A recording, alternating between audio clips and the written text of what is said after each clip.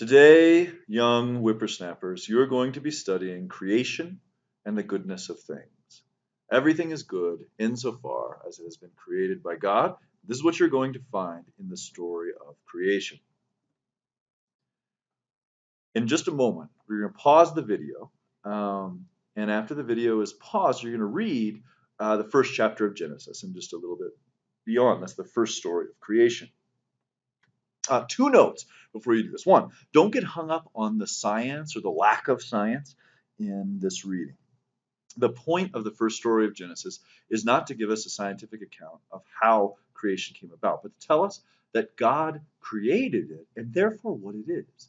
It is something that is good, true, beautiful, insofar as it exists because it's made by the one who is infinitely good, true, and beautiful. That's one of the things that's the heart of the message of the story of creation. So focus there, not on comparing to scientific ideas that aren't intended by the scriptural author.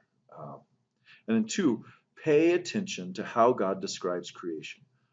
What does he say about each thing that he creates? You may already know, but pay attention and get that down.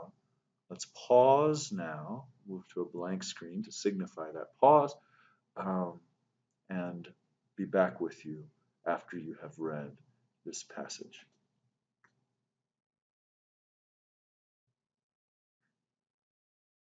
Hello.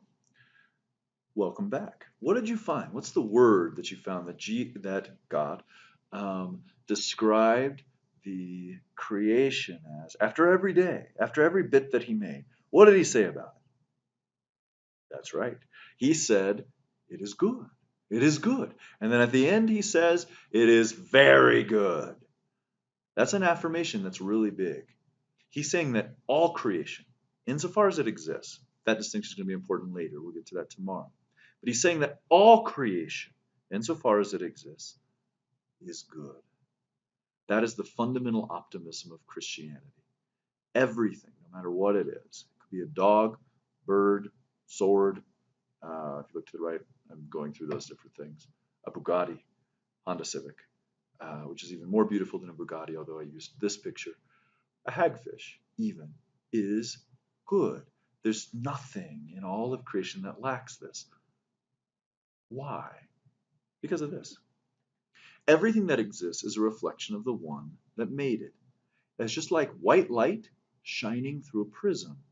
If God is like the white light, we're like the colors, all creation is like the colors. God, out of the fullness of his being, takes nothing and turns it into creation.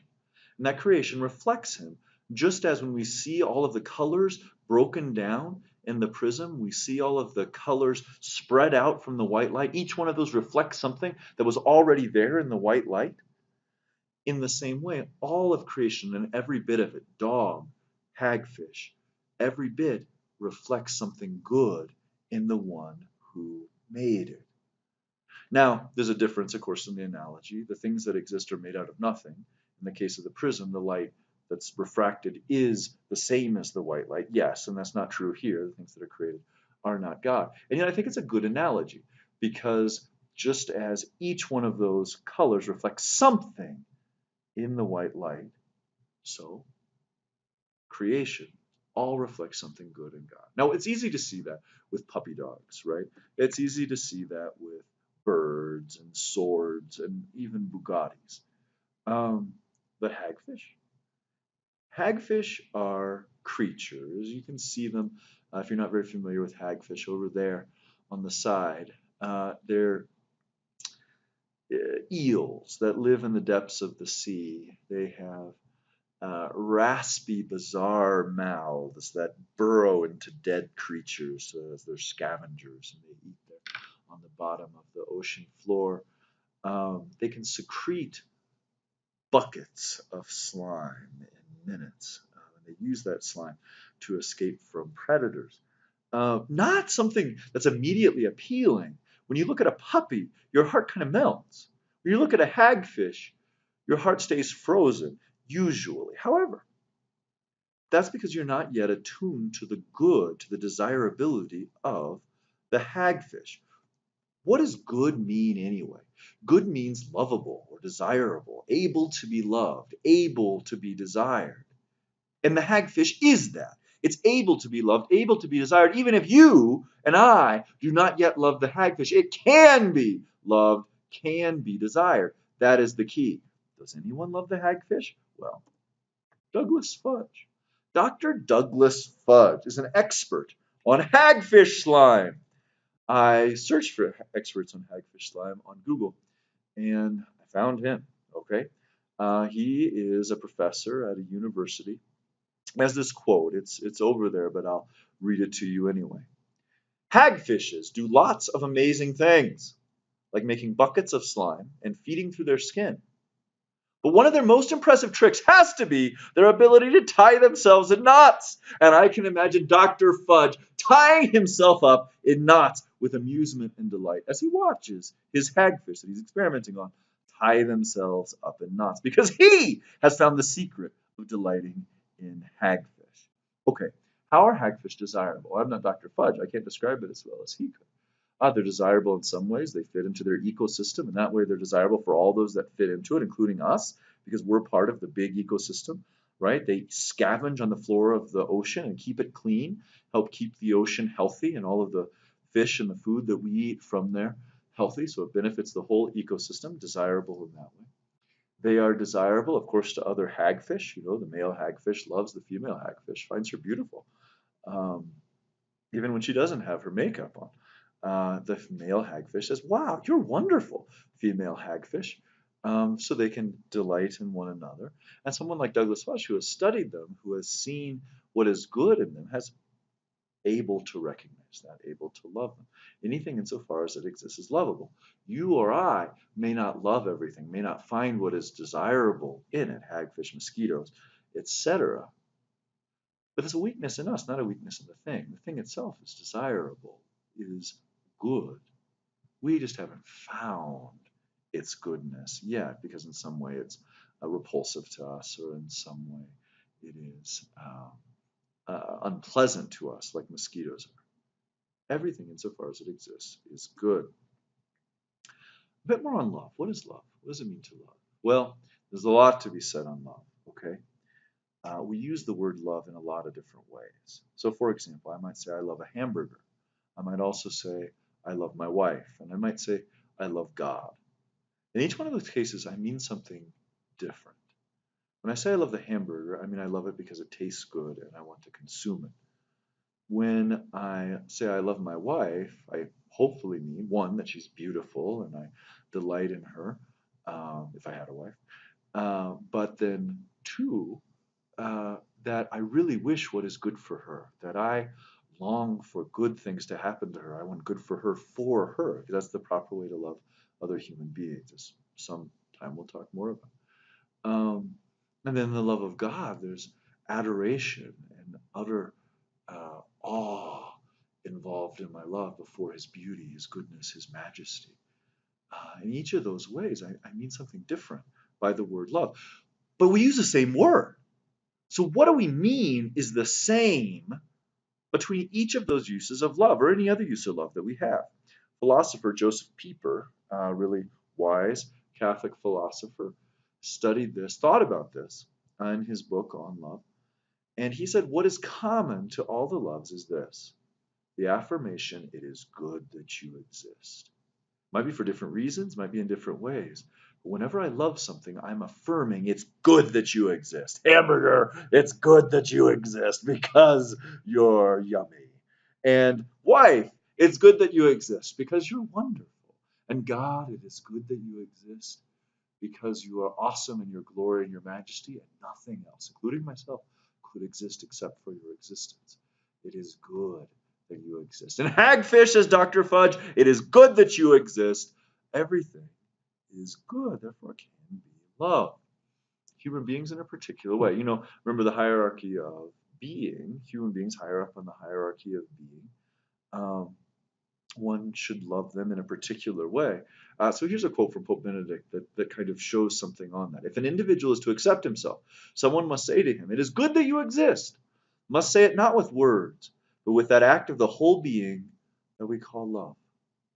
Oh, that's wonderful. The whole being, soul, mind, will, even our heart and our feelings, our emotions, with our hands, with our body, serving, loving someone, showing them that it's good that they exist. We all need that. We need to be loved. We need to have people tell us that it's good that we exist. And that's part of how we know that it is good that we exist. That's why love is so fundamental in human life. Okay, while we're at it, the true and the beautiful. I gave you three transcendentals, not just one. The transcendentals of being, as in your memorization, the red and the black, uh, not the Gospel of John, which I cannot call memorization lest I get a marker thrown at me. I gave you three. One is good, one is true, one is beautiful. Okay? So just as I'm saying everything is good, desirable, lovable, in the same way, everything is true. Anything insofar as it exists is true, which means it is able to be known. We may not actually know it, okay? I, for example, don't know what it's like to be in Africa because I've never been in Africa. But it's possible to be known. It's possible to be in Africa and have that experience. Anything that exists, insofar as it exists, is able to be known. Some things may not be able to be known by us, but to the angels or to God, certainly. God's knowing causes things to exist, or else they wouldn't exist. So everything is known actually by God. Things can be known by us. And even if there's something that surpasses our knowledge that can't be known by us, it is known by God. For example, the existence of God Himself. Beautiful, able to be contemplated with delight. This is different from the good, although it's connected to it, in the sense that it's focused on contemplation, in knowing something, and simply in knowing it to delight in it, not using it for anything, not benefiting from it in the ecosystem, but just rejoicing in what it is. For example, standing before a sunset, contemplating it. It's like you don't use the sunset, but you delight in it, or the beautiful fall leaves outside. Um, we may not be able to find the beauty in everything right away. That's a weakness in us, not in the thing itself. Some people say beauty is in the eye of the beholder. I would say that's not true if you mean that things are not beautiful in themselves. No, things have their beauty in them. But it is true in the sense that the eye of the beholder may only be attuned to certain kinds of beauty, and so it misses the other kinds of beauty. I, for example, did not come to love visual art, paintings, until I was in my 20s. Before, I just kind of thought, oh, well, that's very clever. Someone did a great job. They made it look really real or something like that. But in my 20s, I went to an art museum with my friend, Father Hector. He's really brilliant at looking at art. He really experienced it very deeply. I knew that. So I asked him, show me how you look at art. And he did. He explained some things about how he approached a painting, how he looked at it. I started doing the same thing, and my eyes were open. All of a sudden, I could see the beauty that was there. I could encounter it in a way that I just was not able to before. Another example, some of you find cars beautiful. You know, I don't in particular. I don't have any particular interest in the beauty of cars. That's why I'm as happy with my Honda Civic as with the Bugatti. I'm happy that it gets me from one place to another. But I'm missing something. There's something in my eye that would be more complete if I could see, if I could delight in the beauty of cars. Um, so another example. Okay, everything that exists, insofar as it exists, is good, true, and beautiful. No matter what it is, insofar as it exists, it is. If you can't find those things, then it's a weakness in you, a weakness in me. If I don't see those things, when we don't find those things, but it's there. Okay? Everything that exists, good, true, and beautiful. Why? Because it's made by the one who is goodness, truth, and beauty themselves. So it's a reflection of his being, a reflection of his goodness. We see that in the story of creation. It is good, it is good, it is very good. Fundamental optimism of Christianity. Everything that exists, insofar as it exists, is good and true and beautiful. Remember this. God bless you. Talk to you soon. Bye.